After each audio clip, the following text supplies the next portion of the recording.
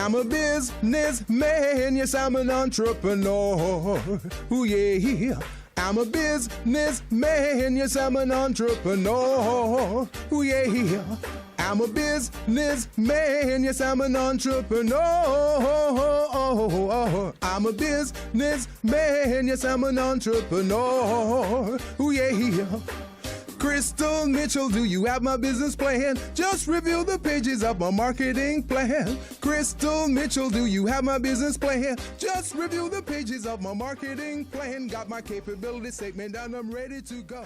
Good afternoon, everyone. This is Gilbert Buchanan, the small business paramedic, along with my co-host, Crystal Mitchell. And we're on the Business Zone, and we're happy to be here today. And Crystal, you got some great information for us today?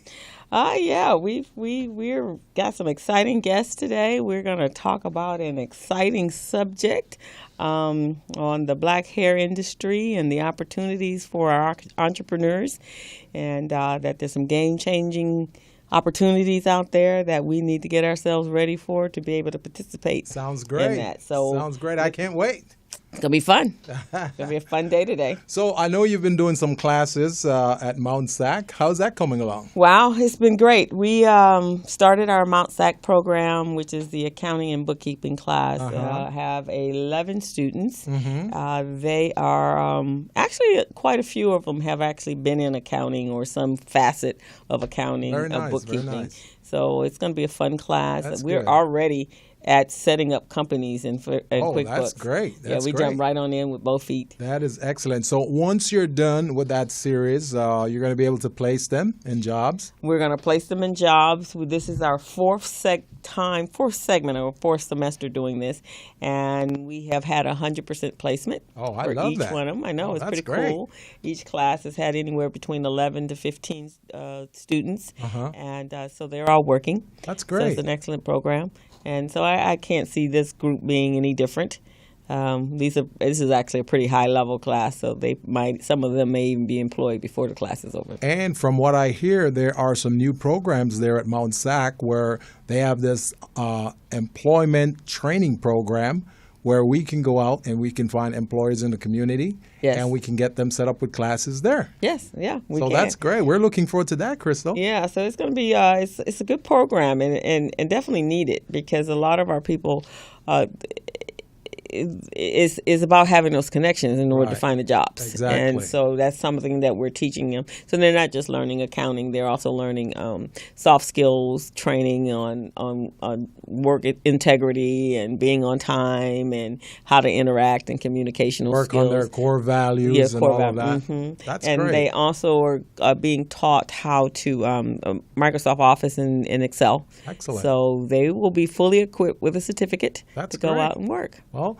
real soon we'll be doing the same type of training for employers within the community. So this is great. We're really, really looking forward to that. Yeah, so I'm pretty excited about it. You know, it takes a little adjustment. I'm driving out to Walnut, California every day. Oh, my Lord. That must be a trek. It was a trek. It was actually wasn't too bad because I had a couple great conversations with some people that walked me right on drove me right on into the campus. But however, it was 102 out there this week. Oh, my Lord. Woo!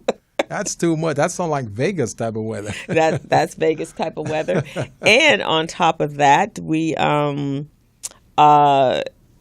it's hot in school, it's hot outside of the school, and I'm sorry, Crystal. I know, but that's all right. We'll get through it. Hopefully it won't be that hot next week, but it's pretty cool. That's a big part of the reason why we've got this program, this training, this radio program, so we can reach out there and provide all the training closer to the small business owners here in the community. So that's great. Yeah, so that's really cool. But the other great thing is they completely got all new equipment in the computer I love lab. that. So I'm working with that. top line equipment. So now the computers are faster? The projector faster. It's pretty cool. So that's kind of nice when you work at a school. So it's like a bittersweet experience. It's a bittersweet experience. So I'm going to enjoy it. The 10 weeks that I'll be there. All right. Or 11 weeks, actually. Excellent. So cool. So last week we had two of your champions on here, two of the winners. Had two of my winners last week, and I have our third winner this week, and she's going to talk about her business shortly. We're going to kind of lead into it because her business kind of falls into the conversation that we want to have today. And one of those is one of the things I think where we are right now in the African American community is talking about what are the solutions to creating economic empowerment or economic power within our communities, changing our paradigm where we are today to creating wealth for our business owners and legacies. And so I've been kind of thinking about what are some of the industries that we're already in that we can make a bigger impact on. And so one of them, I had gone to a couple of workshops and classes and expos. I moderated an expo a couple of weeks ago, and we actually had this conversation before that happened, and that was the Black hair care and the Black personal care industry. Wow. So in preparing for the show today and to be able to announce our winner when she sits down and she tells you what her business is, and then our guest this afternoon is an attorney. Her name is Tracy Sanders, and attorney Tracy Sanders, and she's written a book about natural hair care in the workplace, and what your rights are. And so she has some information on what that looks like, and I think her specialty is natural hair and the law, so it's really about discriminational and human resource policies and procedures for the workplace. That's great. So I thought, let's take a look at that industry and see where is there opportunities for our entrepreneurs that are looking for new entry points. Right. So before we bring up our little winner over here, and before we introduce her, we're going to have a little conversation about what the Black hair care really, what it really means. What it entails first. So some of my research, which was acquired from a marketing research firm, was that in 2012, now very specific about 2012, because what happened in 2009? Yeah, the recession, right? The economy took a nosedive. Right? Yes. Well, the Black hair care industry had in 2012 estimated size of $684 million. $684 million. $684 million. Holy moly, that's amazing. That makes me want to become a hairdresser. All right, exactly. and they are projecting by 2017 $761 million. Wow. But the thing that's missing from those figures are that they did not include the general market brands or weaves, extensions, and wigs, and independent beauty supply stores or distributors or e-commerce.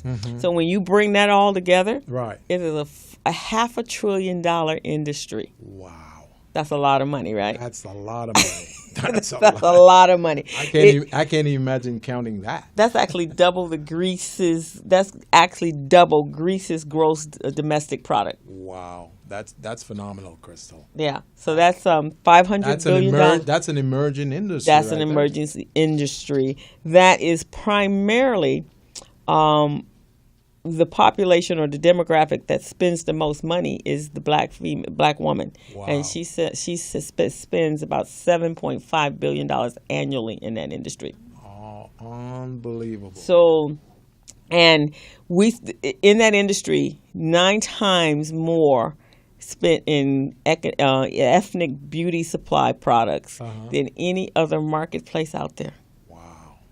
That is phenomenal. So that's an entry point. That's a place that we need to really sit down and think about how we can find a bigger marketplace. We spend more money, even during the recession. They had a 1,400% increase from 2009 to 2013. We're in the wrong industry. Wrong industry, huh? We're in the wrong industry, I tell you. So that's some of the things that we're going to talk about today. Sounds is good. How do we what's that entry into that that marketplace, and what do we need to do? And there's been some barriers, so we need to discuss those barriers, and we're going to do that. But so now we're going to bring up our guest, and she will start it actually, because her business is a mobile app that pertains to a specific niche. Yeah, a specific niche within the that marketplace. Oh, okay. And so she's going to come up, and we're going to talk to her a little bit. Excellent. And see where we can go with what she. And so she's going to do her 30-second pitch. Okay, good. So we'll do that right after the break. We'll bring her in after the break. Okay. And, that's going to be good. In the meantime, we want to put our phone numbers out there so people will know. It's 323-293-3375. That's 323-293-3375. So entrepreneurs, go ahead, give us a call if you want to speak to our special guest and ask her the tricks and the trades that she has for this mobile app that's going to help us to get rich. Yeah, right. So we will be right back. We'll take a break. Thank you.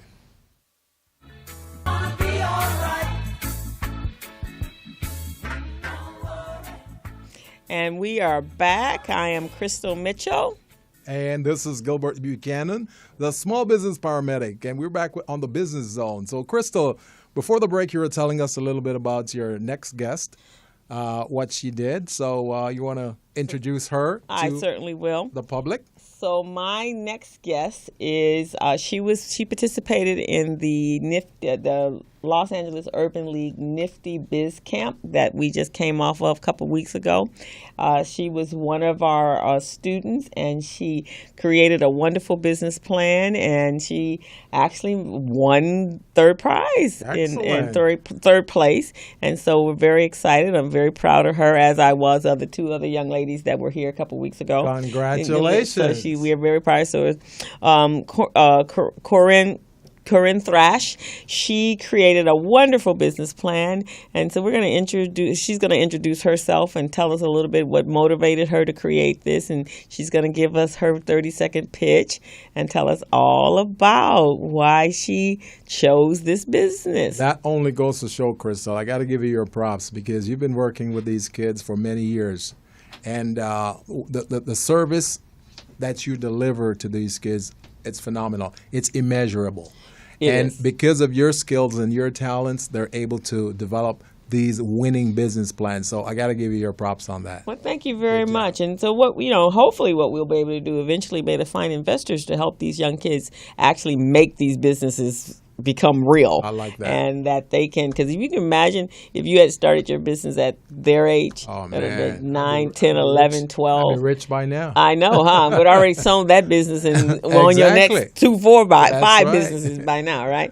We're going to introduce Miss Corryn Thrash. And hi, how are you today? I'm good, fine. How are you? How are you? Congratulations. Thank you. So did you get the rest after all that? Because it was a pretty intense camp, wasn't it? Yeah. So did you rest last week? Yeah. Okay, well, that's good. So you want to tell us a little bit about yourself? Yeah, my name is Corryn Thrash. I'm going into the 5th grade, and I'm 10 years old. Okay. And so you want to tell us about your business? Sure. Do you want me to start with my 30-second? I would. Okay. Hi, my name is Corryn Thrash, founder and CEO of Braid, an online braiding booking company. My company is for fabulous girls just like me who love getting their hair braided. I have friends that say, I would love to get my hair braided, but I don't know where to go.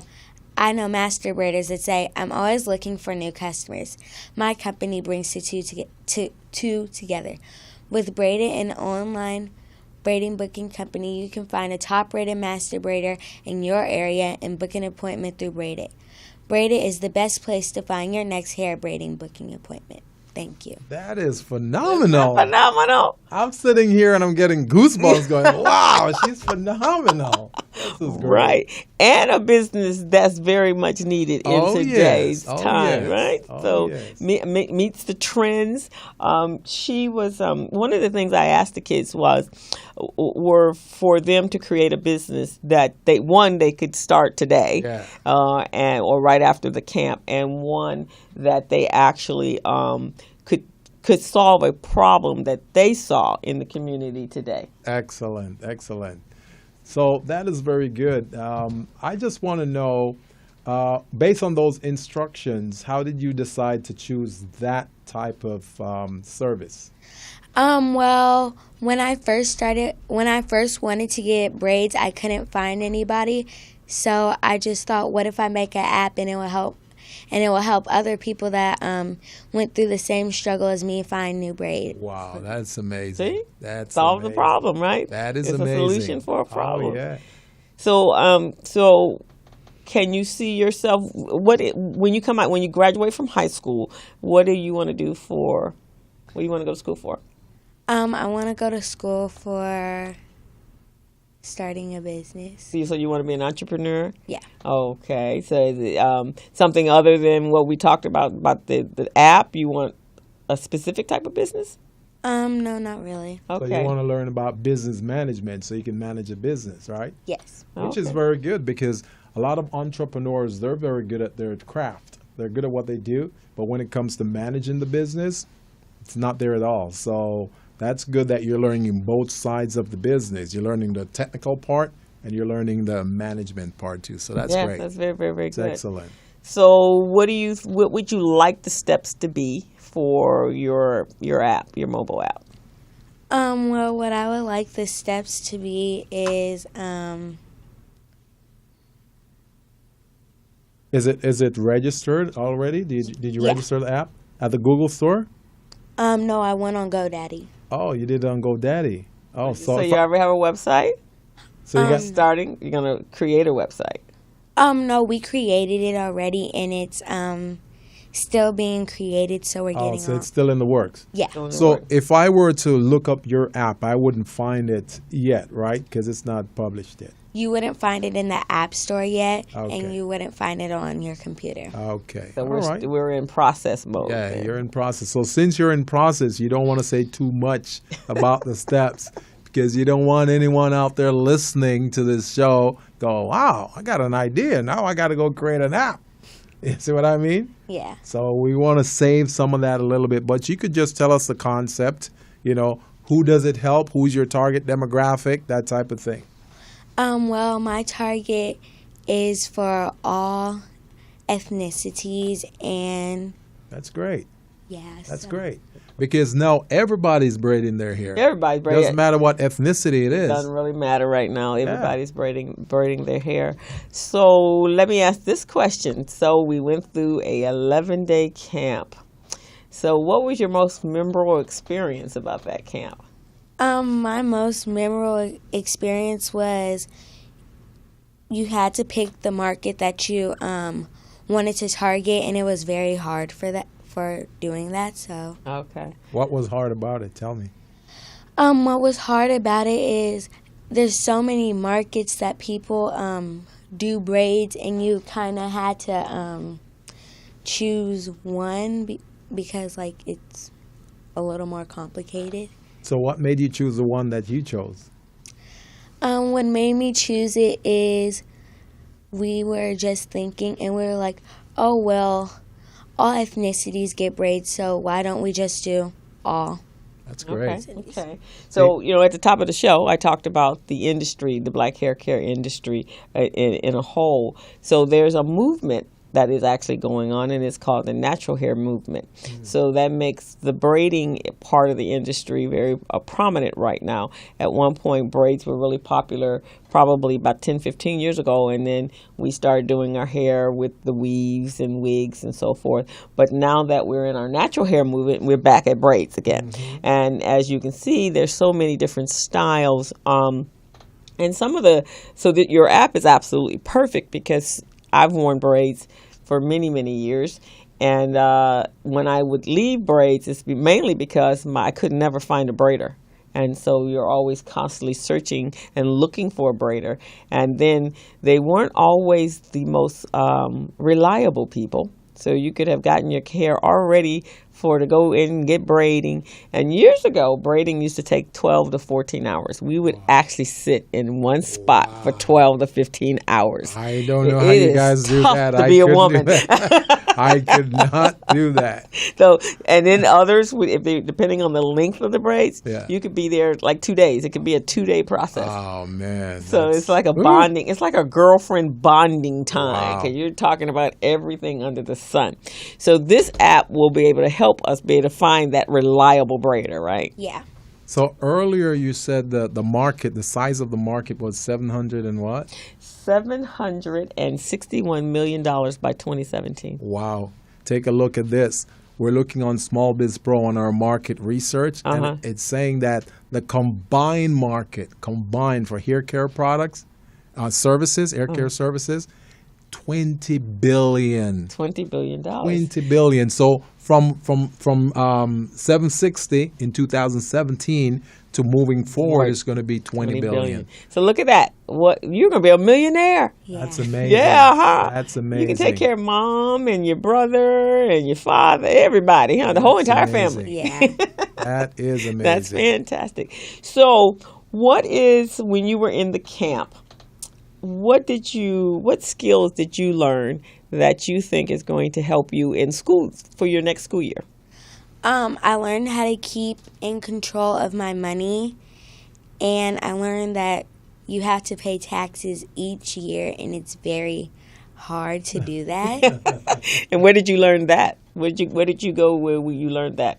Oh, I went to Junior Achievement Finance Park. Okay, so that was an amazing experience, wasn't it? Yeah. So what did you think? You think it's still easy for mom to do what she does? No. No? Okay. It's hard to be an adult, huh? Yeah. Yeah. Wow. Yeah. So were you one of the ones that said that you weren't going to get married early, weren't going to have children because all of that stuff cost too much? Yeah. That's good. That's good. So what else? What other skills did you take away from the camp? We learned life lessons like how to prevent your business from getting sued, and like you had to have different names like after it. Mm-hmm. So yeah. So the corporate structures, when we talked about the LLC and corporations and partnerships and sole proprietors. Mm-hmm. Yeah. Okay, so that's good. Most people don't take that away from the camp, right? Yeah. Most of you don't take that away from my business plan class. Yeah, it's it's amazing that she picked that up. That's great. Anything Did they else? talk about insurance? Yeah, we did. They did talk about insurance, huh? Mm-hmm. So you know that you gotta, once you provide that type of service, hair care service, you're putting products in people's hair, that type of thing. It's good to have good insurance because of the liability. Someone might just decide to sue you just to sue you, not because they got hurt, but they just want to sue you to see how much money they can get from you. Yeah. Yeah, we talked about that. So what was the best part of the camp? The best part of the camp were the field trips. And one of the field trips where we got to go to a studio, and I was picked out of the top 10 students to do my presentation, and it be recorded to be sent to Nifty. Okay. Did you get to do any of the other? Did you work the camera? Yeah, and I got to work the camera. Did you like that? Yeah, it was. Good. Yeah, that was fun, huh? So as we talked about last week, the production studio they learned every aspect of what it would take to put together a show. That's great. On television. That is and so great. we actually filmed a show, and it was all in regards to the camp. So she did her 30-second pitch on camera. Then she had an opportunity to be behind the scenes, and so that was kind of cool. Anything else was cool about the camp? What was cool about the camp was that they. So when we went downtown, did you like that? Oh yeah, that was really fun. So can you want to tell us about the downtown trip? What did we go there for? Because on that Saturday we had a sale day, and we had to buy stuff, and we had to sell it on sale day to make a profit. And Miss Rhonda, she gave us $25, and we had to pay her back the $25 from what you had sold at the sale day. And what did you sell? I sold custom-made sunglasses. Okay. Did you make a profit? Yeah. Okay. So how much did you sell? What was your revenue? My revenue at the end was $115. Wow, Okay. that's great. Was that after your expenses? No, after my expenses, it was $95. Okay, not bad. That's more than 400% profit. That's great. Did you enjoy that day? Yeah. Yeah, I know. She was so cute in her sunglasses, and they had little roses on them, and headbands too, right? Yeah. Yeah, headbands as well. And was something else you sold? I sold some bracelets and a phone case. Okay, yeah. Very nice. Very And nice. and you sold out. You guys sold out before the end of the day, didn't you? Yeah. Okay. When I great. got over there, they started with I think they had about 10 pair of sunglasses. Yeah. And then when I got over there, was like 2 left. Wow. Mm-hmm. It's amazing. That makes you want to sell some more, right? You want to sell any type of product just to get familiar with the process, right? Yeah. That is great. So That did is you have to great. do anything special during sale day to get the customers to come to you? Yes, we had to promote ourselves by going live on Facebook. We had to scream out, "Come buy your sunglasses, come buy your sunglasses." And yeah, we had to advertise a lot. Okay, so that's what you have to do in business. You have to advertise, you have to attract the customer, and encourage them to come over to buy to you. And there was a lot of competition, so there were 29 other businesses right there in the same space with you. Yeah. Yeah, so that was pretty cool. So what was the hardest part of the camp? The hardest part of the camp were the presentations. Okay. Were you nervous? Yeah. Yeah. You did really well, though, because Yeah. she presented in the same room that I was taking pictures of, actually. That's a video good. I did of her. That's good. That was the hardest part? Yeah. Were you comfortable with public speaking? Yeah. Okay, so you were good with that. It was just remembering. And they had such a short period of time. I have to take my hat off to these kids, Yeah. Young entrepreneurs, because we actually really spent 7 days putting together the business plan. Wow, that's phenomenal. Because we had field trips. We went to Junior Achievement. Then we went to the shopping trip downtown, Yeah. which is the wholesale trip. Yeah. And then we did the production, the film production. So we really only had about 6.5 days. And I was pushing hard, but they rose to the occasion, and they actually have a full business plan. That's great. Did you like the numbers? Yeah. Yeah, you like when we were creating and how you got to your numbers? That's good. So if you were going to tell someone to come to the camp next year, what would you tell them, and what would they learn from it?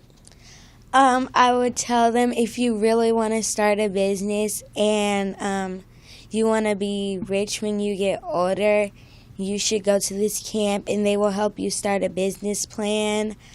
They will help you almost do anything that has to do with the business. Okay. So you think when you go to school this year, did you start school already? No. Okay, so you already have a jump on some of your friends, huh? Yeah. Yeah. So, and math is going to be a little bit different. So everything you do in school now is going to be a little bit different, because you're going to look at it as to, I'm learning this because it could be beneficial one day when I'm running my own business. So it's going to change. Your life has changed. Yeah.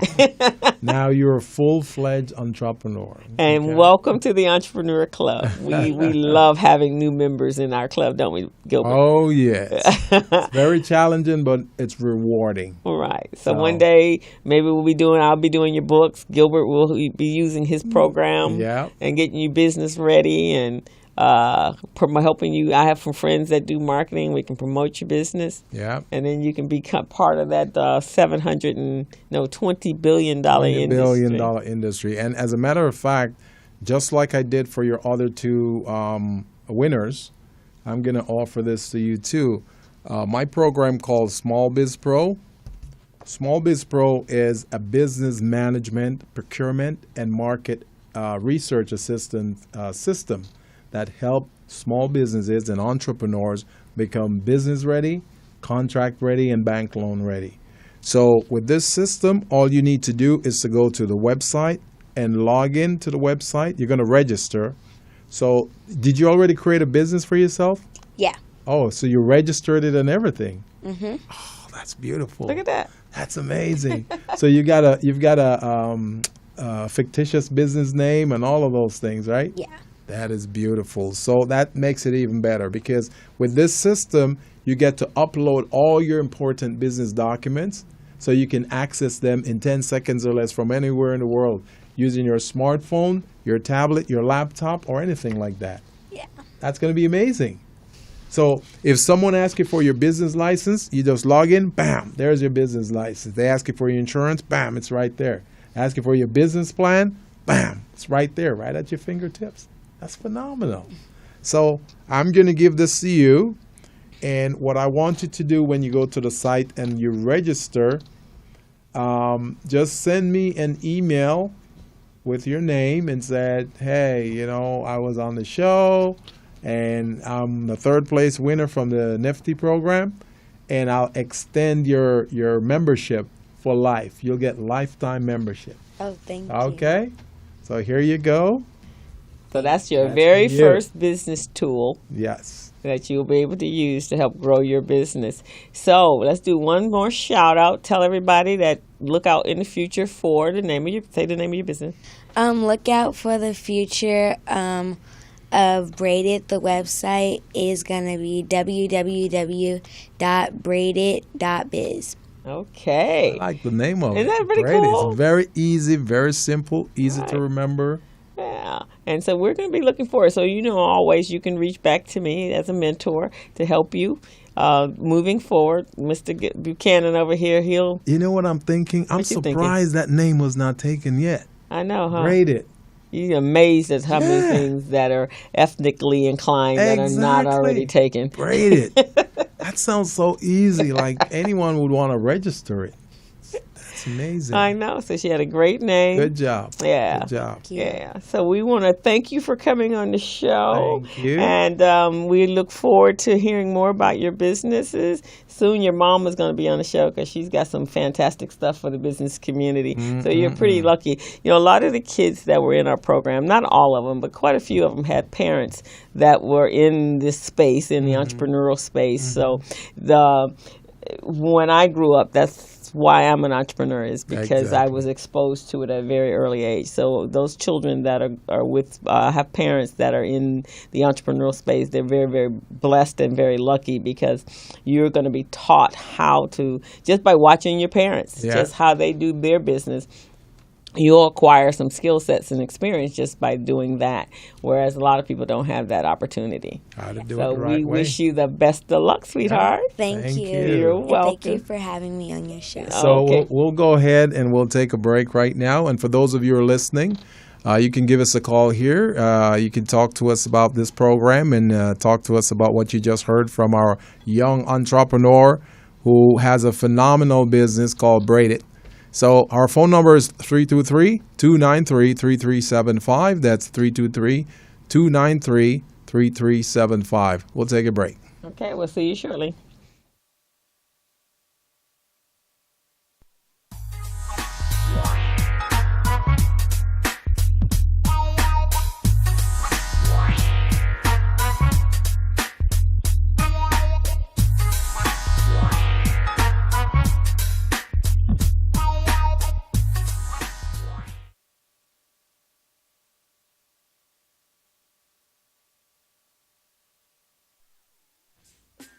Are overdue, and this is a message that the ruler Rick threw, and it's true. Welcome back to the Business Zone. This is Gilbert Buchanan, the small business paramedic, along with Crystal Mitchell. That's right, and that's how we do it here on the Business Zone.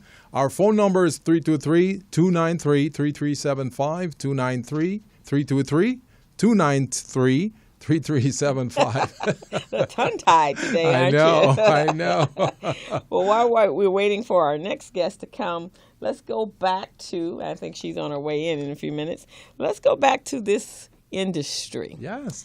So I was, it's interesting that this was the topic this week because there's two new businesses that started that were launched this week. And one of them is a men's shave and barber lounge, and it's on Centinela and Hyatt Place. It's called the Man Shave. And then the other one was and this is an area that I think that we can find entry into, was a beauty supply store that is now black owned. Really? And yes, and it's on Century Boulevard, and right there where, for those of you that live in Inglewood, is in Inglewood, over there by by Costco. Right. And it was a business that was previously owned by a Korean business owner, and this individual went in and bought it. So that's significant because we have been, even though we are the ones, the African Americans are the ones that spend the most money, as I said earlier, in this industry. We black women spend about $7.5 billion a year annually. Wow. We have not been allowed in the industry. Wow, that's atrocious. That's atrocious. That is right? atrocious. That's atrocious. So yes. we have been blocked, purposely blocked. Wow. From that industry.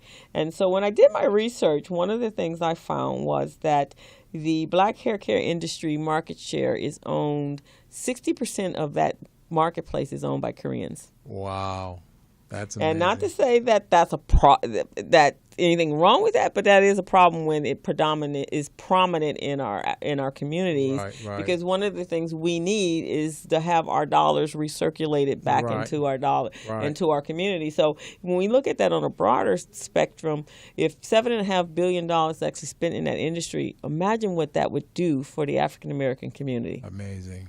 That would change. That would be game changers for us, right? For sure. We would have all our businesses would be able to be affected by that influence of wealth that was being created, especially since $200 million are spent annually. That's how much, an estimate, that the 8,500 Korean-owned beauty supply stores are representing in the U.S. Wow.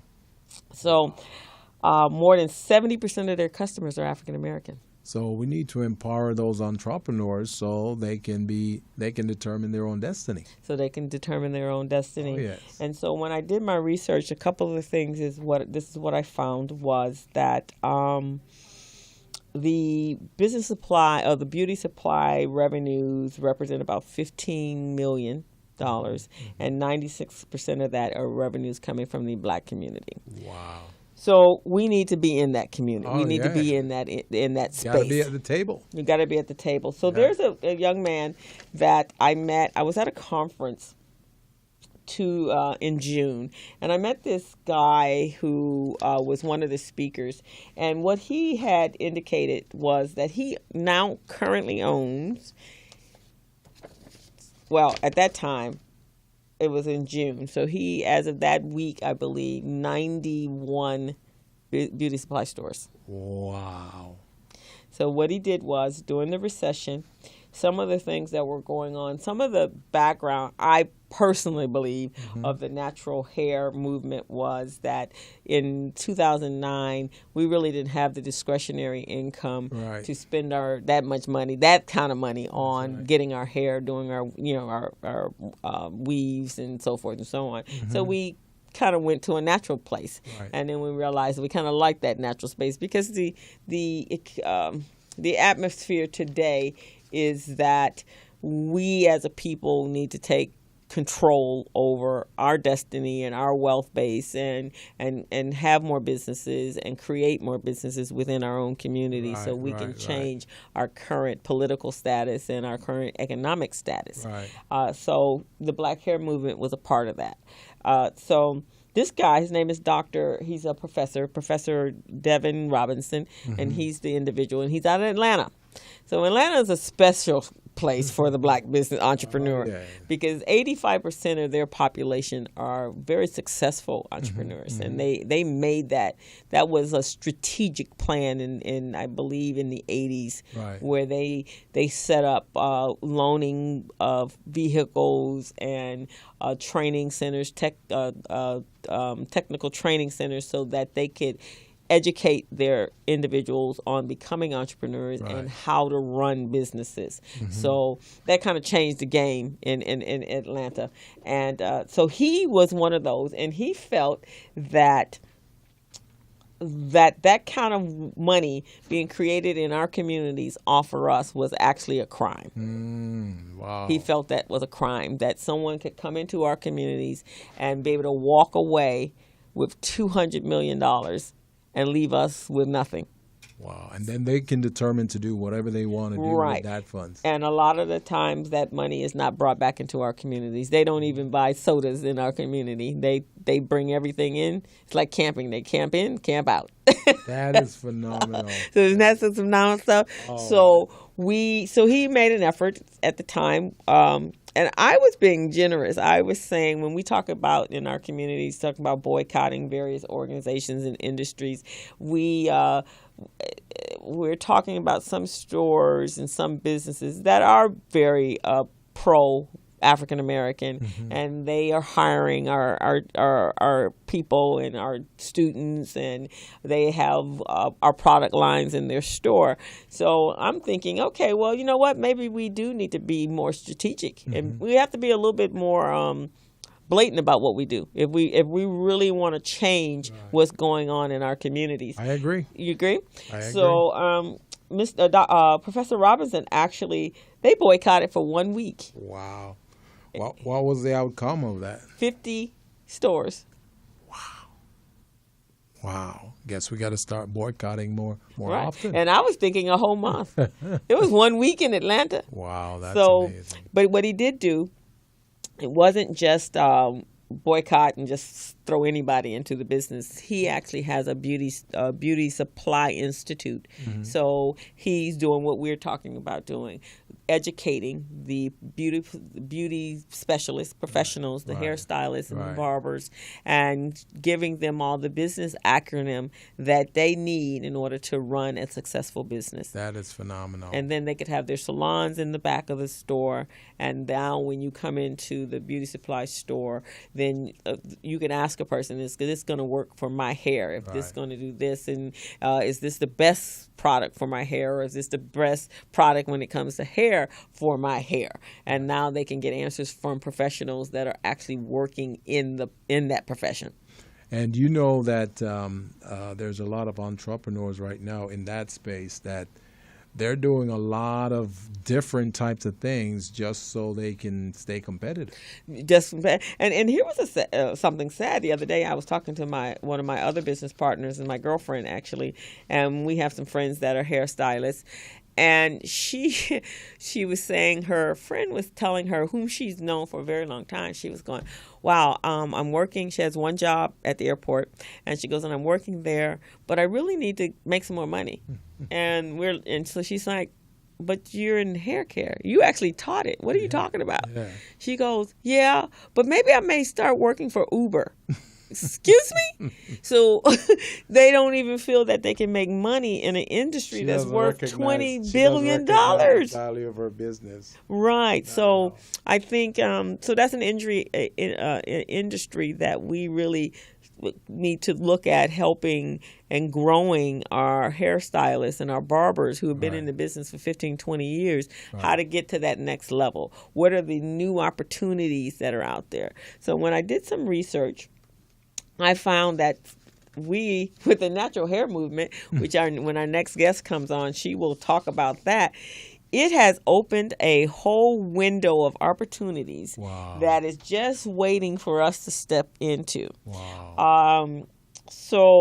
And it's very critical that we start developing those individuals, those female and the male entrepreneurs, to approach this industry with a different mindset. So currently, in the last, since 2009, since the recession, there have been over 34 new Black-owned cosmetic distributors, products and care, personal care and hair care, and lipstick and hair, from everything, from skincare. So those are out there. So that's still an entry place, is creating product. And manufacturing that product, and the United States need manufacturing companies, right? Because now you can hire people on a bigger scale, right? We, in addition to just doing hair, being a stylist, you can actually create styling tools and applications that can that's big, huge in this industry. Right. Supply chain management and logistics. Right. Those are all what we call trendable type of businesses, right? Yeah. And when we think of supply chain, we think maybe groceries, but this is a big marketplace. Right.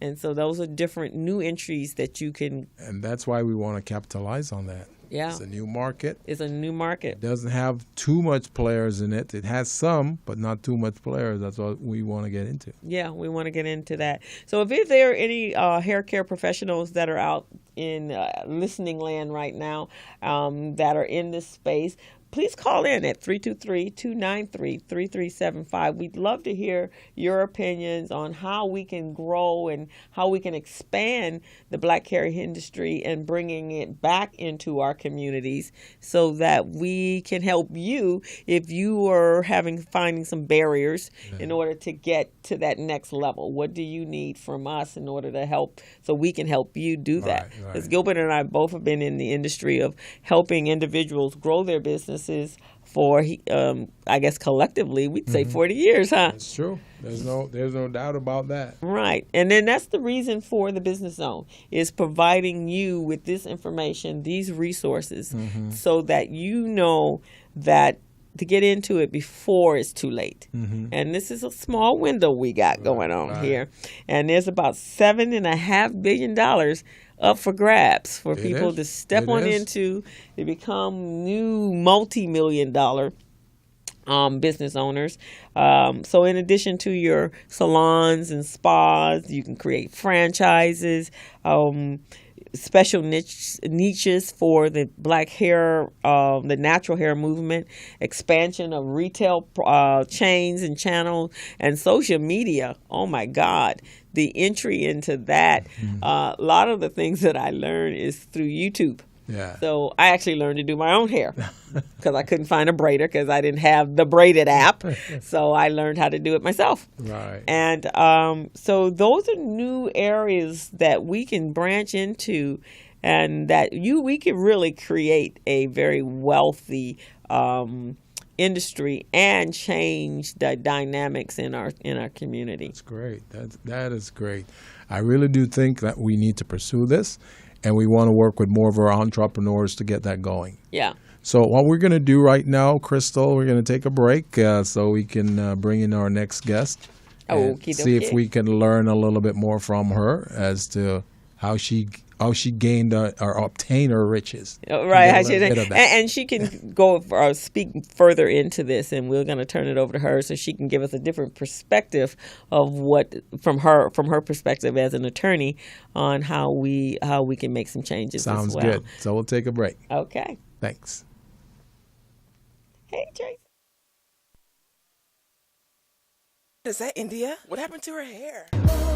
Does the way I wear my hair make me a better friend? Oh.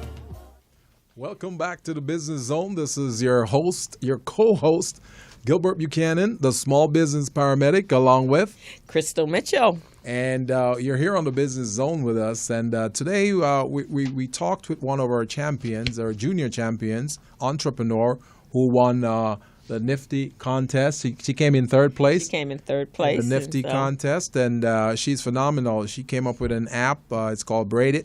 And we're really going to make sure we work very closely with this entrepreneur, Crystal, so we can push her and provide her the support and resources she needs. I'm so proud of all the kids that I work with the. You did a phenomenal job. Yeah, it was fun, and I enjoy that part of my business. Were you like a helicopter mom, hovering over there? No, I was actually a little tougher than their moms. A couple of kids, they were trying to use the mom-child kind of negotiating. Yeah, I think it was going to work, right? I don't have children, so that does not work for me. I guess they didn't know, right? They didn't know that. So, like, oh, man. And then one day I fussed at them. They're like, oh, my God, Miss Crystal is mean. Because they weren't following and they weren't paying attention. No, Miss Crystal is not mean. She's just a disciplinarian. She's a little bit of a disciplinarian. So a couple weeks ago, I was at the Nappy Wood expo, hair expo, Yeah. and I met this wonderful young lady we're going to be introducing, and she. How did you meet her? Did she approach you? You approached her? Actually, you're walking by each other? How did it work? Just waved across the room. No, I was actually moderating a panel, Okay. and she was one of the panelists. And while we were waiting to go on air, we were Skyping with another young lady that was out of Georgia. Mm-hmm. She and I got to talking about the hair, our natural hair, and what we both do, and so really enjoyed our conversation. And so I'm so happy that she is here to speak. Great. And it's actually kind of apropos. I don't know if there's a video that can queue up for that this week. Gabby Douglas, who is one of the gymnasts for the U.S., and she was doing a phenomenal job. But there was a lot of criticism. Really? And the criticism was about her hair. Really? I mean, the young lady was going through, and that would be her workplace. So I thought it was kind of appropriate when we talked to Tracy about what she does. Is here this young lady is jumping on beams, flying all over the floor, hanging off of rings and parallel bars, doing things that I know I can't do, doing some amazing things for our country, and all we heard was her hair, and that was just ridiculous. So was her hair braided? What happened? They felt her hair was nappy, and that it was taking away from all these amazing feats that she was doing on the balance beam, and all we could focus in was on her hair. That so is Tracy, so ridiculous. That's some of the area I guess we're going to talk about today.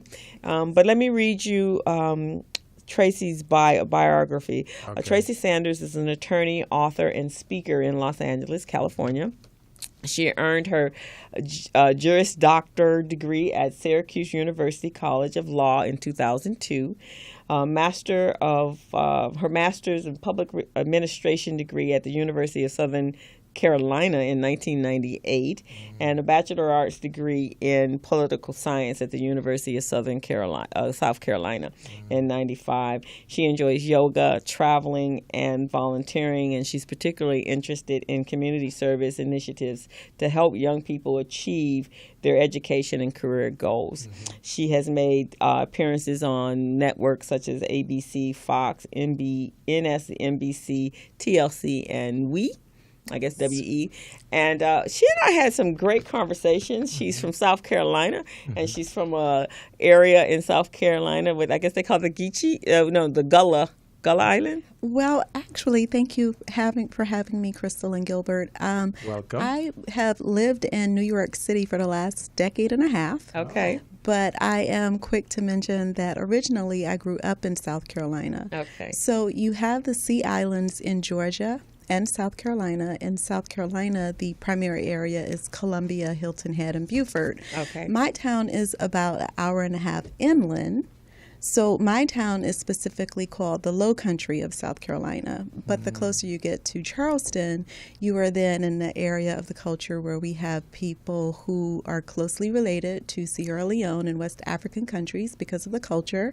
And that group is, and it's in some places it's considered derogatory, but I love the fact that the people in that area have embraced the culture and they are not ashamed of African descent. So in South Carolina, it's considered the Geechee culture. But if you are in the Sea Islands of Georgia, then it's Gullah. Now, some people use those terms interchangeably. Okay. But when you hear Geechee and Gullah, you know that it is the people in the Sea Islands who have a close cultural and ancestral history linked to West Africa. Okay. Well, welcome, Tracy. We're so happy to have you here. Thank you. So you want to tell us a little bit about you? I know you're from New York, Syracuse. I'm from Buffalo, so. Yes. Okay. So I always claim South Carolina first. Okay. That's home. And then early 20s, I moved to New York, worked for a while, went to law school in upstate, and Buffalo is close to Syracuse. It is. So had a chance to go to law school at Syracuse. It was absolutely wonderful. After law school, I practiced employment law in Connecticut, and then I moved back to New York City, worked there for 15 years in litigation support, as well as making television appearances. Okay. I moved to Los Angeles about a year ago to teach at a law school, and now I am doing freelance attorney work and pursuing my passion, which is acting and writing. Okay, and you've written a book? Yes. Okay. So what are the problems and concerns in wearing your natural hair? That is a great question. So what I decided to do, I absolutely love Los Angeles. I am here to stay. And what I love about Los Angeles is the creative energy.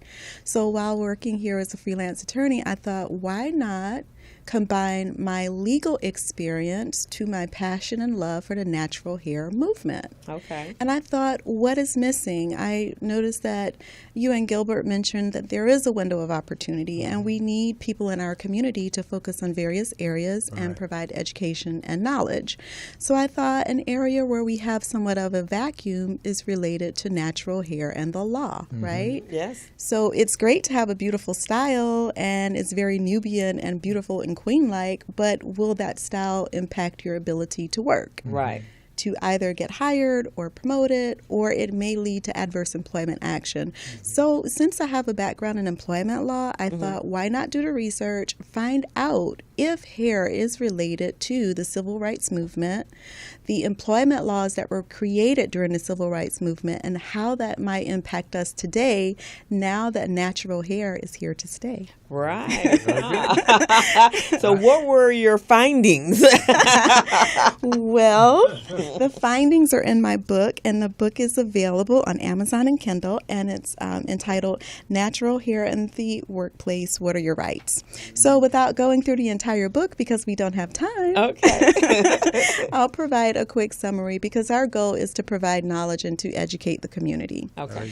In terms of my findings, so as you may recall, we had a long and hard-fought war here in the United States. And I say war because we had a goal, and I feel we won, but we still have a lot more room to gain in terms of equal rights in the United States.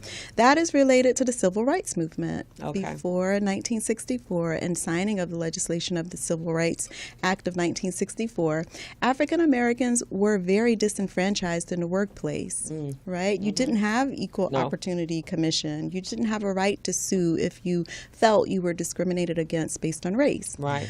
So we won that battle. Now we have Title VII of the Civil Rights Act of 1964.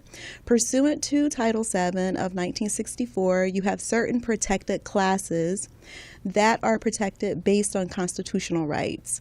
One class of protection that I focus on in the book, and it is related to natural hair, is race. Okay? So an employer, and this is not every employer, so it has to be an employer that meets certain criteria, right? A certain number of employees, and there are different rules if it's a public sector employer, meaning government, versus private sector employer. Okay. So I don't want to paint a broad-based brush. It is federal legislation, but I would advise everyone to go to the Equal Employment Opportunity Commission website and actually read the law for yourself, right? But we will provide a brief summary. So with respect to Title VII of 1964, an employer under certain conditions cannot discriminate against a person based on race. How do you think race is related to hair? Well, if you're wearing braids or bandeau knots or sister locks or dreadlocks or any of those things, those are specific to certain cultures, to our cultures in particular. So that is kind of tied in. Absolutely. So within the legislation, you can't discriminate, you meaning an employer, based on race. Now, how hair is coming into this classification, we generally identify people based on race in terms of their hair, their facial features, and other what the law calls immutable characteristics. I am born black. I love the brown skin that I'm in, unless I guess there is possibly a way, but let's focus on traditionally. Right, exactly. Traditionally, if you were born black, you didn't have a choice. That's immutable. Therefore, based on the law, an employer should not treat you adversely because of this immutable characteristic, which is race. Right. And then race encompasses your hair, your facial features, and other cultural identifiers. So that's how we're tying in race and the natural hair movement. Okay. So are there actually some cases that are going on that pertain to employers being released of their jobs because of their hair? Yes, unfortunately, we have had cases in the media, but I would like to circle back to what you mentioned in terms of Gabby Douglas. Okay. Now, I think that's a great example because when she is competing as an Olympian in the gymnastics competition, it is, in a sense, a workplace. But what's interesting about that is she's not on American soil. Right? Exactly. So we want to remind people that if you move to France, you can't hold up Title VII and say, I'm protected, right? So that's how it's a little bit different. Also, the workplace is going to change, and that's the beauty of the hair industry. If you're working in a certain occupation, perhaps the employer's dress code and grooming policy might not have a particular need or requirement in terms of restricting your hairstyle. Right. So if you're working in the creative industry, if you're a hairstylist yourself, or you're an artist, makeup artist. Think of creative work where the concern might not be client interaction or business interaction, where a certain hairstyle might be perceived as unprofessional. Okay, I know that sounds harsh, but a lot of it is based on the workplace, and that's why I love the fact that you mentioned the Olympics, because it's non-traditional. It's a non-traditional workplace. And in that environment, you're thinking about sports. Women are working hard to win. You're going to sweat, and all of us African-American women or women of mixed ancestry or some other cultures, for example, Jewish women, and I am not calling or naming cultures to offend anyone, but anyone who understands in certain environment, if there's moisture, if there's heat, if you have your natural texture, it's going to get puffy, or for us, we sometimes use the term nappy or kinky, and I love to discuss that as well. But the point I'm making is Gabby is working very hard. Right. She's sweating. Okay, and we know what happens to black hair if it's unpermed, unchemically treated when you're in that environment. And she's in a place where it is okay for her to be natural. It's not a beauty pageant. It's a gymnastics competition. But what I love about Gabby Douglas is she's incredibly beautiful and she's perseverant. She keeps going. She keeps going on. And I actually noticed that because Brazil is also a tropical environment, and that there's a lot of humidity. And you're from the islands. You're from Jamaica. You know what the deal is. Oh yeah. And the women in Jamaica, you have to do what you need to do because you're in subtropical, where there's a lot of moisture in the air, so it's going to change. I don't care whose hair, because even if you looked at the Olympics, if you had, when I wear my hair outside of braids and with curly, it don't matter. If I go to Florida, it blows out this huge because the moisture in the air, and any curly type of textured hair does the exact same thing. So it's called entertainment with product, right? Because you're walking around with this big old huge hair. Exactly. So your climate has a lot to do with what goes on with our hair. And I'm one that hair today to me is like an accessory. Right. It's an expression of who you are on that day. The next day you might braid it all up and put it in a nice little French braid, and now I'm a different person. It gives you the expression as a female. And men as well today are wearing their hair in more non-traditional ways, and it's an expression of who they are as a person, I think. And so to categorize individuals based upon their hair. I mean, I understand at the workplace we need to be professional. And so being able to, knowing the difference, I think that's what it comes down, workplace etiquette, what is appropriate. And that's in anything, church, wherever you happen to go, I would think. What do you think? I totally agree. So, for example, we mentioned Gabby Douglas. She's competing in the Olympics. It's more of sports, maybe even entertainment. So it's more creative. We would expect less controversy based on her hair or natural hair because it's a creative space. You can contrast that to my profession as an attorney, lawyer. Very conservative profession, rightfully so. We're dealing with very important issues. People need to be able to take attorneys seriously. A lot of time people will judge your ability based on appearance, right? So I can understand the concern if you're in a conservative work environment to fit within the culture and to follow the employer's dress and grooming code. So if you have a professional environment such as law, which I have experienced, right? It's depending on where I'm working. So for example, in the law firm environment, there is an expectation that you are professional, you're well kept, and you're able to interact with clients in a way that's going to promote business and client development and not deter it. Now, I'm not saying that there are not women of African descent who are incredibly intelligent and they've made it all the way to the top with afros, with braids, whatever the hairstyle. But I think those women will probably agree that they had to establish first that they're intelligent, they're capable, and they probably beat out the competition.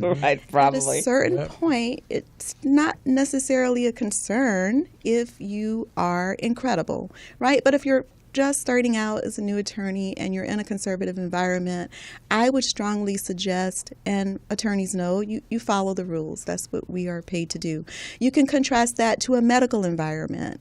Now, if you are a female police officer or you're working in a public space where you're dealing with people, medical, hospital, the expectation is safety first. Okay, so if you have long braids, sister locks, dreads, if you're a female police officer, maybe the concern, maybe you're chasing an assailant and this person could attack you based on your hair. So we can't, say that it's unfair if the employer mandates that the hair is pulled up, regardless of the style. In the health profession as well, you're dealing with sanitation and safety and patients. So I'm saying all that to say this: the book is not extremist. I'm not pro don't follow the rules. I'm not advocating file Title VII claims. What I'm truly advocating is education. Know the law. Know your rights. Make a conscious decision before you accept an employment offer if you fit within that culture. If you're already employed, understand the anti-discrimination policy, but you should balance that with the dress code and grooming policy. Because I knew you were coming on the show and we had this conversation, I did some research. And in December of 2015, the Marine Corps actually authorized that their female officers could have locks and 12 hairstyles, but they had to keep it pulled back into a ponytail. As if your hair was long, then pull it back into a bun that would be appropriate for the style of the uniform. So, if the U.S. military can embrace it, I think we can figure out workable ways. So now, as an attorney, if you were speaking to an employer, because we have many employers, and that's some of the things that we're working with, is our employers knowing what kind of policies and procedures need to be in place to address these issues so they don't get blown out of proportion, and then you have nobody has any legal standing on this is what we spoke about and this is what our dress policies are.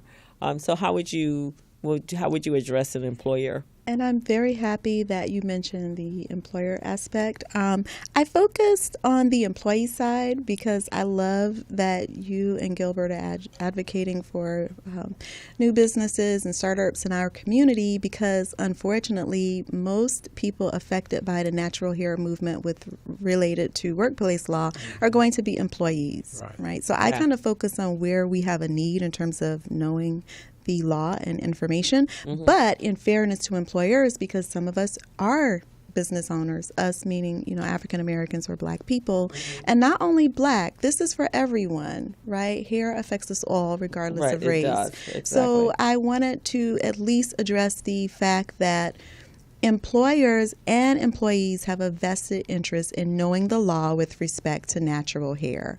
What's amazing to me is why is it even an issue? Because for other cultures and races, natural hair isn't a big brouhaha, but for us, it's, it's an attention getter. And I say that because going through some of the cases, the concerns and the language in the case law from the employer's perspective is some of the Black hairstyles, particularly the women, were distracting. Too much attention. Unprofessional. And it's like automatically, if you see an afro or braids or something that is ethnically connected to African American culture, there is a bias. Yeah. And there is a negative bias. So what I would advise employers to do is first provide cultural sensitivity training as a part of orientation, because the workplace is becoming more diverse. And some people do not interact with other cultures and communities except for the workplace, right? Right, exactly. So if you are not accustomed to braids and afros, if this is very foreign to you, and unfortunately, our culture and hairstyles included are very foreign to some people. You also have to understand that if you're in a workplace such as LA and New York, you're interacting with people from around the world. Right. If you have employees who did not have any contact with African Americans before coming to the melting pot of the United States, it would be a great idea to provide cultural sensitivity training. Not in terms of signaling us out as victims, but hey, these are people all over the world. These are different practices. When we come together in the workplace, we share a common space and we should respect each other. So you're doing that without necessarily interjecting the law, because the law can appear to be rather intimidating, but you're starting off from the vantage point of common courtesy and mutual respect. So I would say that would be the first suggestion. And the second suggestion, every employer, whether you're large or small, you should have an employment law attorney on speed dial.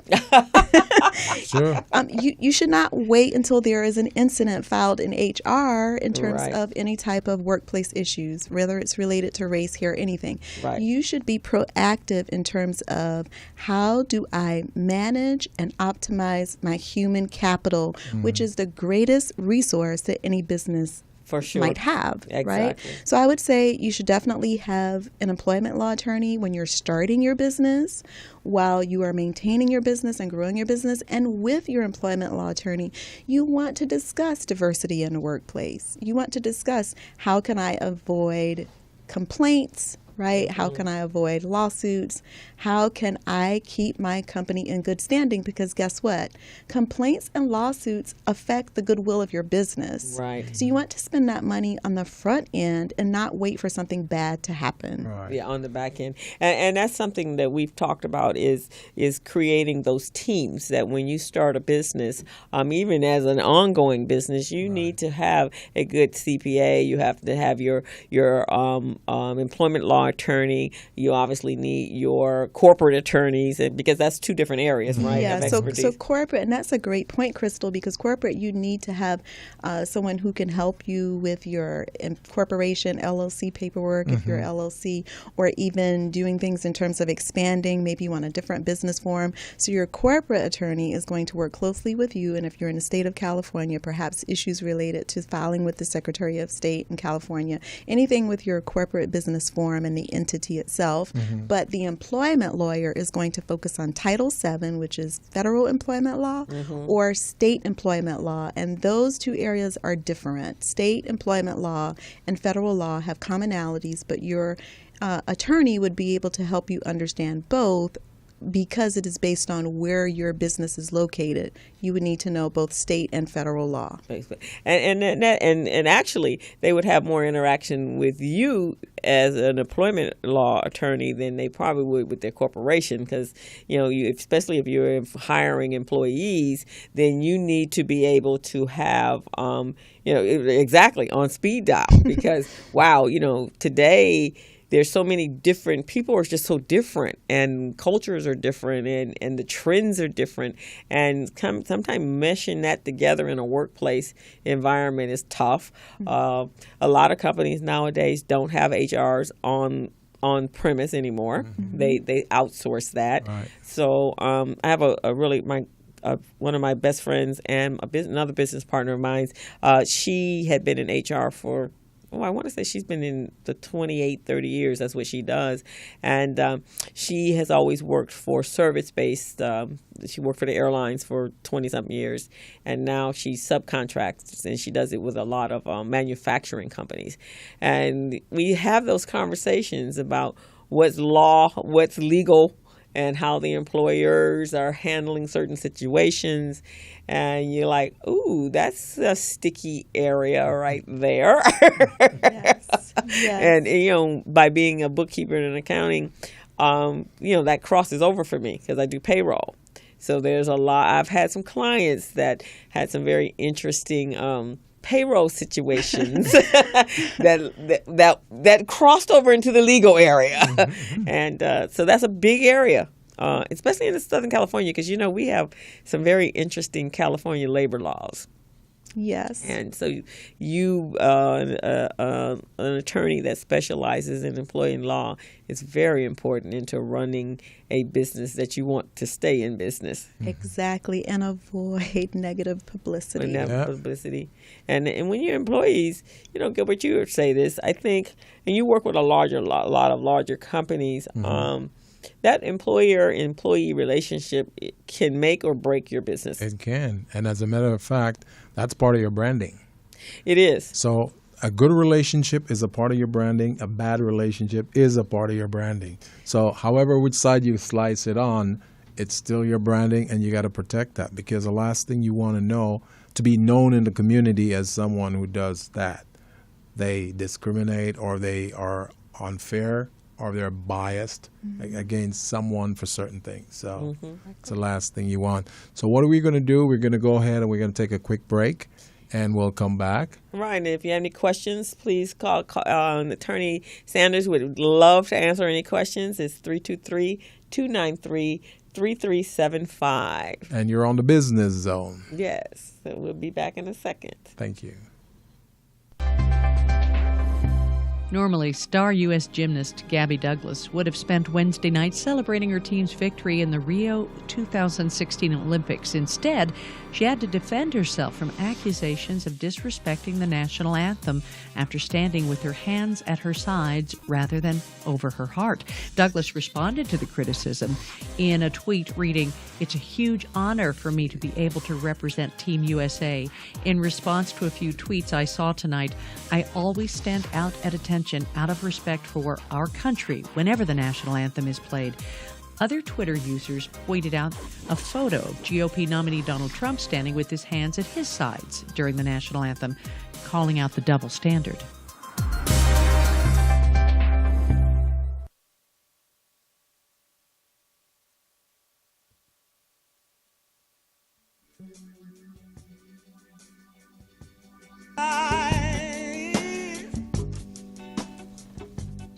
So we're back on the Business Zone. Gilbert Buchanan here, your co-host, along with my co-host, Crystal Mitchell. And we're talking here with attorney Tracy Sanders, and she's providing us with some great information. And entrepreneurs, I really would like you to listen to this and tap into our website, where you can obtain copies of this tape, and you can go over it if you really, really want to learn some very interesting facts about things that could happen within your organization that you didn't even think about. Right. And Tracy, you have a special event coming up in relationship to your book. You want to tell the public and our listening audience about your book? Thank you so much. I'd love to invite your listeners to come out to my very first book signing in Los Angeles. Yay. So it's going to be held on next Sunday, August 28th from 3 to 6 p.m. at Simply Wholesome. Oh. Yes. Okay. Simply Wholesome is located at 4508 West Lawson Avenue. And what we're going to do during the book signing, we meaning my team and I, we have a lot planned during this time. So we're going to have a book signing and discussion. We'll also have a free gift with registration. Oh, good. We will have giveaways and a raffle. Very wow. nice. Very So nice. everyone knows where Simply Wholesome is on Slauson. The address is... You have the address right there? 4508 West Lawson Avenue. Okay, so everybody knows where Simply Wholesome is. For a lot of us, that's our... I love going to that I place. know. That's my spot. Yeah, that's my home, my office away from That's the your office. My going meeting there. place whenever I need to meet somebody. As a matter of fact, I'm sitting here thinking, I need to get a smoothie from there. And you like the meat patties. The beef patties. The beef Oh, patty. yes. You know, Oh, he's yes. Jamaican, so he really... Oh, yeah. If we're not at a chicken. Yeah. Yes, exactly. He has So- some favorite Jamaican restaurants, but he'll except for Yeah, I'll take a little exhibit down there. Yeah, you'll go over there. So this book that you've got, is this a first book, or you've got second, third, fourth? This is the first book. The next one is being published very soon, and I am writing about natural hair in the schools. Wow. Oh, that's amazing. Wow. Okay, we got issues there too. Yes, I don't know if you followed the case in Kentucky this summer where school had planned to ban natural hair, afros. I did hear that. Braids and ridiculous. So a student and her family spoke out. Apparently, the ban has been lifted, but that has happened across the United States. So definitely want to do a survey of the issues related to natural hair in the schools. Wow. That's wow. unbelievable. The babies. Unbelievable. Mamas already have a hard enough time getting the children to school. You know, I was going to say something, but I said, no, I won't say it because we're on the air and it will get all the way out there. And it may be part of my branding, my negative branding. So. Keep that to yourself. You can tell me about it after keep it to the myself. show. We'll talk about it later. So. Wow, that will be a great book to read as well. And it's so interesting that because we're not the only culture that's very self-expressional in our hair. Right. I remember when I was working in corporate America at an insurance financial planning, so that's pretty conservative, like a law firm. There were a number of employees that at that time it was the goth look and the rockabilly look. And so it was very extreme. Yeah. And then you have the cultures where the tattoos and the nose ring and the ear loops. And so there are certain people that especially in the young population, in the millennial population, body expression and body art is a major part of their culture, wouldn't you say? It is. So the larger umbrella, it's the look policy. Okay. Right? How do you appear at work? And so a lot of employers call that look policy. Yes. And then you have different areas or categories that may be protected. So I focus on race and particularly kinky hair and African American. Okay. Well, not only African American, because in my book I mention African Caribbean because I think of people of Pan-African heritage as one. So I've embraced our culture. And then I also kind of mention curly because you have a lot of people of Latin descent who have curly hair. You have people from Asia with kinky curly. So it's not only black people or African Americans. It's anyone with that texture, right? But then, so that's race, but you also might possibly have a claim under the umbrella of look policy related to religion, because if you wear a burqa or a turban or something that's related to your culture or religious practice, then there might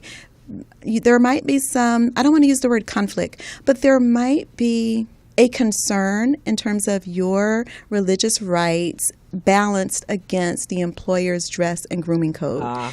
You mentioned the millennials, and you also mentioned what we're facing now in the United States and abroad. You have to think about transgender people and the LGBT movement and the look policy.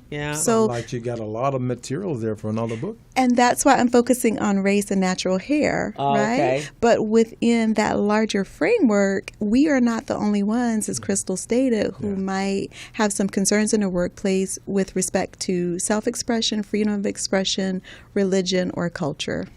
And I guess for our employers, again, I have to come back to there's so many. I don't remember when I was working, because my style as an entrepreneur and the way I work is definitely different than it was when I was actually working. It's much more self-expressional now than it was when I was in the workplace, because there was a certain dress code. But I don't remember, and I've always been in the accounting, HR, payroll. I don't remember having to have this much conversation. Has it changed over the last 10 years? I think it has. I think that as we move forward into the future, it seems like America is becoming very individualistic. Before it was groupthink, or if you probably, like in my parents' era with the baby boomers, you went to work, perhaps you stayed in the same workplace all your life. People pretty much followed the rules, right? This is the way we do things, and you didn't have a lot of concerns regarding self-expression or being individualistic or advocating for rights. So what has happened over the years, in my opinion, the millennials are different. They are questioning. They are not simply following with groupthink. They want to know why. Okay. Why can't we do things a certain way? And you have a lot of groups that were previously disenfranchised who are now saying, acknowledge us. We are different. We can blend in, but it's okay to be who we are. Okay. So you have now with, and I'm not getting off topic, but for example, the LGBT movement, you have Latino rights, and then you always have our concerns in the African American community. Exactly. So I think now employers have a multifaceted approach in terms of how do you balance all of these different groups and rights and advocacy, but still there is a need for order and uniformity within the workplace. And I think something you said earlier at the top of the conversation was that a few minutes ago, we're no longer staying in one job. So we may have been in a creative type occupation, and then we switched over to a more traditional, and then we moved over into the tech world, and all of those have different, in the tech world you don't even wear suits. They don't even own them. I've worked in the tech world, and they come to work in shorts and flip-flops and got that look. Roll out of bed look. They wrinkled shirts and stuff. Bring their dogs to work. Their dogs to work. Right, exactly. So we're such a wow, we truly are a real melting pot right now of so many different disciplines and work environments. And you could have crossed in your work experience across all of those planes at one time. So I guess the employer does have to be very, very specific about what they expect. It's easier, I guess, if you have a certain work uniform and attire that you provide your employee versus them being able to dress however they want to.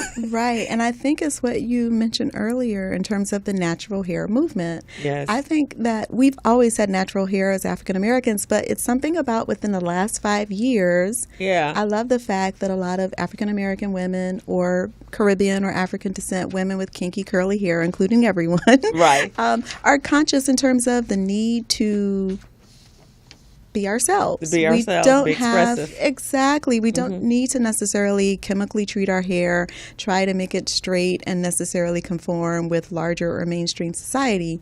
That's great within your community, but again, it's going to possibly pose some questions in the workplace.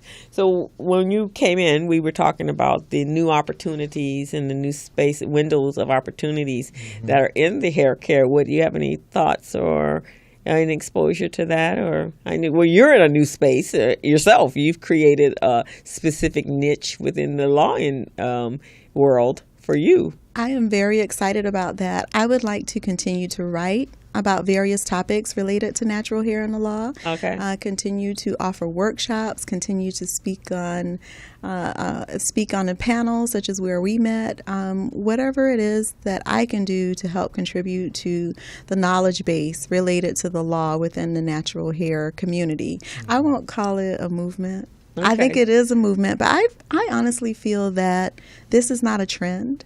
Well, it wasn't, because if you recall, in the 60s when we were fighting for civil rights with the Angela Davis and the Big Natural, and that was part of that culture. I think that was part of saying, I am a person. We are a pretty dominant force within, and I don't want to be lumped in, and I don't want you to change who I am. I'm tired of compromising. And I don't care what you think about how I look. Right, exactly. And it was all part of the civil rights movement. And I guess we are in a new civil rights movement, but this one must be rethought of in a money empowering economics, because I think that changes everything. And I think the natural hair movement, if you want to call it that, I think the consciousness related to natural hair and women deciding to embrace who they really are, it is having an impact in terms of economics, because less women are buying chemical treatments, less women are buying weaves, less women are going to other resources, some of the money is actually staying within the community. Right. You actually have natural hair meetups that are springing up all over the place, Really? where women are teaching each other how to braid and do hair, or discuss natural hairstyles, how to care for hair.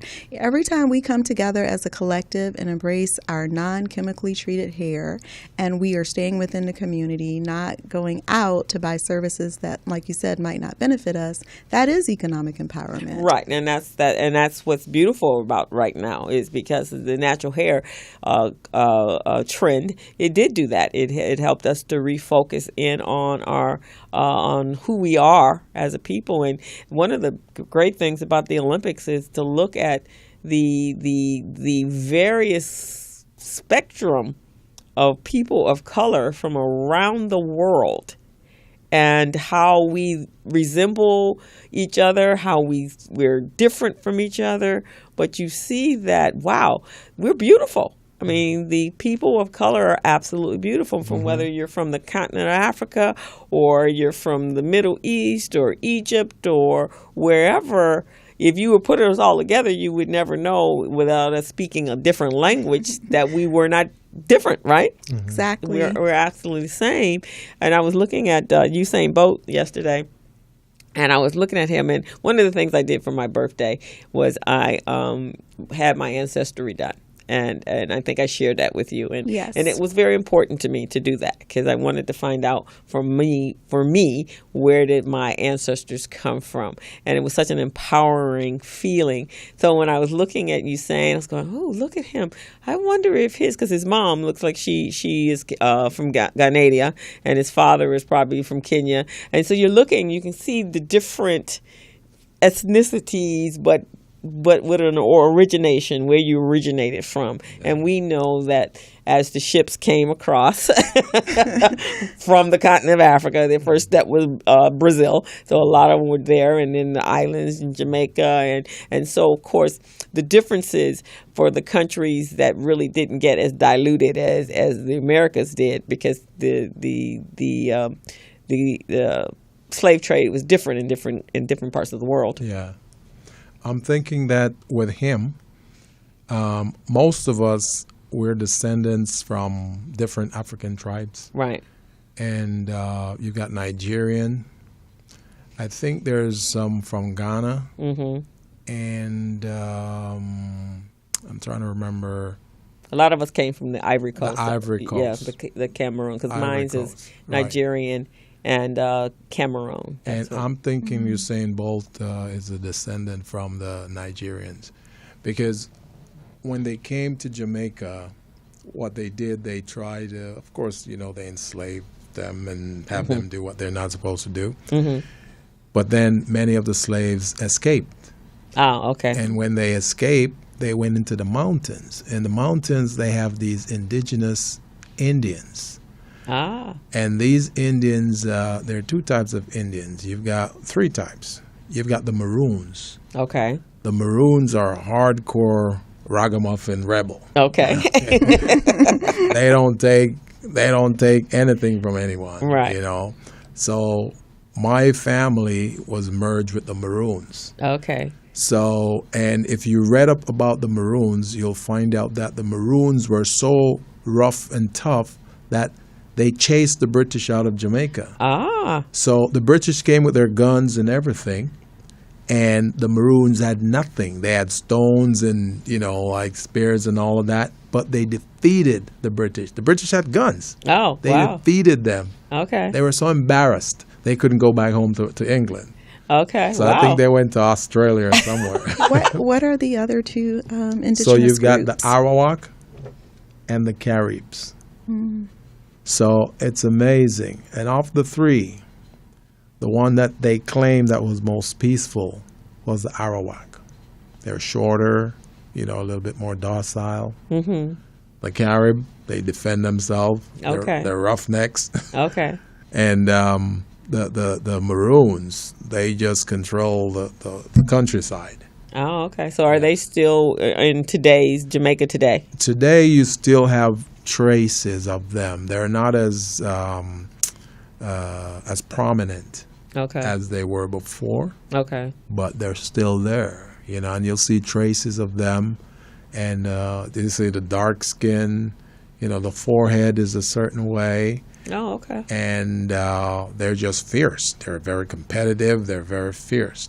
Okay. So I'm thinking Usain Bolt is from that side. That side of it, for coming from Nigeria. And you notice he's very tall. Very, very tall. Nigerians are very tall.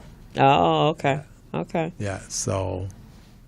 Oh. In my book, actually, I mentioned when I moved from South Carolina to New York when I was like 20 years ago. I mean, not 20 years ago. That was only... Because you're a baby 20 years ago. What are you talking about? 5 years ago. 5 years ago. That's hilarious. Could have never been 20 years ago. Yes, it was 5 years ago. There you go.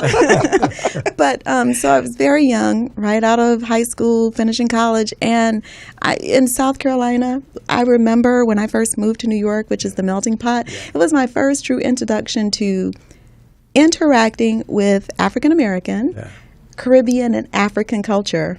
Different, huh? Coming from the South, I love my African American people, but most of my friends were Caribbean or African because it was, instead of like a migration, it was like immigration because the Northeast in New York was very different. Yes. And coming from a very small southern town, I'm talking 3,000 people at the most. Yes, a lot of my very best friends who understood the cultural preservation and the connection with Africa.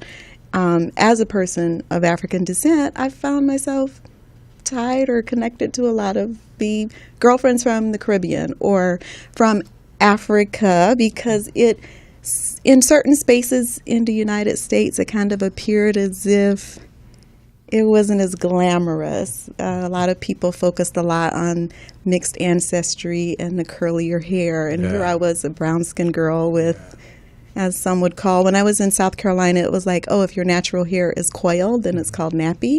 But when I moved to New York, it was kinky if I didn't have a hair weave or relaxer. And I just found a level of comfort with people who were not ashamed to be African. Good. Because you guys, you wouldn't really have that, like what we deal with here. Is that prevalent in the islands? Or at least, I know you went to New York. You came from New York as well. Right? Racism is very, very prominent in Jamaica. Okay.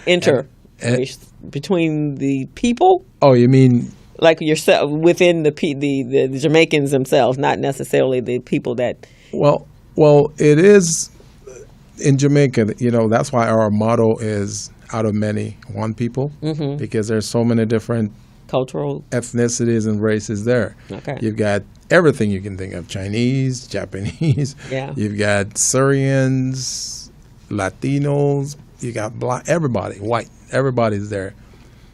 But the blacks occupy are 80% of the population. The other 20% is everything else. Okay. But that 20%, they get more of the privileges. Yeah, I noticed that. As opposed to the 80%, even though we're dominant, right? Yeah. And then I'd say 3 to 5% controls the country. Okay. And that 3 to 5% are not black. Yeah, because I think maybe Nigel. I think it was Nigel. Where's Dunfall? You're talking about Negril. Negril. So I went there, and I was actually surprised because a lot of shop owners, the shop business owners were Indian. Yeah, that's what I'm telling you. And I was very, very shocked by that because I'm thinking, okay, I'm going to go to a black country. Right. And we're going to be prevalent, right? Yeah. Wherever we go. So wherever I've been to the Virgin Islands, St. Martinique, the Puerto Rico, and I'm going, well, wait. What's going on here? Because it was actually less even than here. Yeah. Actually, as far as business owners, and the poverty was It's definitely different. And that's why I think the connection when I moved from the South to the North, it was being in a different place. Not necessarily that I was also, from Jamaica or from Nigeria, but it's like you're new to New York from someplace else, and you understand how it feels to transition as opposed to people who were already there. Exactly. It was always home for them. But I also found that the commonality coming from that part of South Carolina where I grew up, where it was okay to acknowledge African ancestry. A lot of the girls that I made friends with, there seems to be cultural preservation of African culture from their homes, whether it was, Jamaica or Trinidad or. And it's amazing that people like us who migrate to the U.S., we tend to preserve our cultural heritage a lot. Like, we'll do whatever to promote that. We have parties, we have gatherings in schools. We've got the Caribbean Students Association, and we promote all of that stuff. We have Carnival every year just to promote that. And then we notice other cultures start coming in. They want to become a part of it because they notice, just like you say, they notice how we operate a certain way. So it was just because you don't lose your culture. I know my girlfriend is. And unity. And I think for Black Americans, which I love being Black American, African American, I think that we are reaching a higher level of consciousness through the natural hair awakening, right? Because we are coming together. We're doing the natural hair expos, and we have women in the media who are embracing who they are. And when we have our leaders doing that, and we're doing it at the local level, it will bring us all together. Did you come to New York first, or when you came from Jamaica? Did you immigrate? Yeah, I went to New York, and then no, actually, I went to Florida. Then I went to New Jersey. Then I went to New York. Stayed in New York for about 13 years. Then I went to Mississippi. Whoa. Like night and day. He did the reverse of you. So you understood my shock then. It's like you're in two different countries. Oh, yeah. That was night and day. I could tell. You're right. It's like two different countries. And it was unbelievable. Wow. So I stayed in Mississippi for a year. Yeah, that's a whole different culture. But could I say something on a positive note? I love New York. I love South Carolina. I'm in LA to stay, and I appreciate that I learned something valuable every place I live, and even traveling abroad. You know what I learned about Mississippi? The people in Mississippi were phenomenal. First of all, they don't trust you. That's the first thing. They don't trust you. Especially if you're from the north. Okay. They don't trust people from the north. Right, exactly. Okay. But then if they warm up to you for a little bit, then they'll embrace you. They'll bring you, they'll give you whatever. You go to church with them, they cook for you. It was just amazing. And then another side of that is if you're from California and you go down there, because they equate that to Hollywood, right? Yeah. So you are special if you came from Los Angeles or from I don't care where in California. You could be from wherever, down the smallest little city in California. You're from California? That's how you're from California. And I think Crystal has some Southern roots too. Yeah, my Southern root, Alabama. My family's from Alabama. But I was born in Buffalo, New York. Got it. And like you're saying, that I would not trade who I am is based upon where I grew up, and so I grew up in Buffalo, and it was a different culture. It was very multicultural. I lived in an area that it was every ethnicity, so I never really understood the differences. But my mom left Alabama because she couldn't stand the distinction between black and white, and that was not who she was. Right. And so that's why she didn't want us to grow there. But I have family. All my family is in the South, and that's who they are, and they are who they are based upon their living there. And some of them migrated to Chicago in the North and New York, and a lot of them have gone back there. Me, I never grew up there, so the South has never really been part of my landscape. So I'm a Southern California girl, so that's just all that there is to it. But and the cool thing about that is the core values that you develop from your parents, from those environments. Exactly. You carry that over into business. Yes. And one of the key things about doing business is to exhibit your core values. Because people, your clients, they relate to you based on your core values. If your core values are similar to theirs, they'll want to do business with you. Yeah. And that's probably why you kind of bonded with those groups. Love those because, girls. because the core values, they were there. Very similar. Family, going to church, and the food. And another thing, being so nice and polite, having a lot of manners. When I first moved from South Carolina to New York, I would say, yes, ma'am. No, like, what? So I don't do that anymore, but that's part of your core values. Yes, I stood out, put it that way. In Mississippi, they call me Mr. Gilbert. Yes, Mr. Gilbert. Yeah, everything is Mr. and Mr. Gilbert. Ma'am, yes, ma'am, no, ma'am. I was a little bit of a rebel. My mom was a rebel, and we had some conflicts there with some of my relatives because my mother didn't teach us to do the yes, ma'am, no, ma'am. She thought that was being subservient. I'm like, no, Mr. and Mrs. is what I've taught them. So they were like ready for us to get. She's definitely New York. I'll go back to New York. But before we go off the air, we want to thank you, Tracy, for being a guest, and it was very enjoyable, as I knew it was. Yeah. And once a month, we're going to be talking about black hair, or the black hair care industry, because I think it's an area we need to focus on. But before we do go off, I need to mention our new beauty supply store is called Urban Essence. It's at 3530 West Century Boulevard in Los Angeles. They're going to give you 10% of your purchase when you come in the store for any purchases over $50, and you need to mention that you heard about this on the Business Zone. Excellent. And so they're open for business. They're going to have their grand opening October 8th. So please, you guys, go over to the Urban Essence Beauty Supply. Spoke with the gentleman today. His name is Brian. Wonderful conversation. So go support him, and let's help him get a part of that $200 million that's in that industry. That's what I'm talking about. And he can open many more, and then bring in some other folks to open many more. And let's see what else we got going on. I think you guys can go to our website, and there's some activities, some events that's going on. Mm-hmm. Oh, I do have to mention my business plan class that was scheduled for next week, the 23rd, which was August the 23rd. I've pushed the date back because, unfortunately, I got very lukewarm response. Really? So I guess people don't want a business plan. Well, maybe the advertisement didn't go out to the right people, the right target demographic. I spent money on this one. Really? And I was pretty specific. So I'm going to go back and redo it, though. I'm going to work with a really good friend of mine, Natalie Goucher, and Mogul Mom. We're going to see if we can work out some different types of marketing approaches or strategic approaches for it, and we'll see what's happening. So it's going to be in October sometime. I haven't set a date yet, but everybody will will keep you abreast.